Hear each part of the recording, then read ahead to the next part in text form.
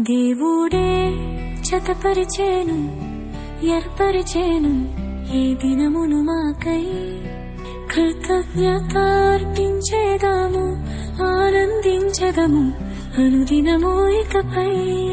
దేవుడే జతపరిచేను ఏర్పరిచేను ఈ దినమును మాకై కృతజ్ఞత అర్పించేదాము ఆనందించదము అనుదినము ఇకపై. వివాహము ఘనమైనది ఈ బంధం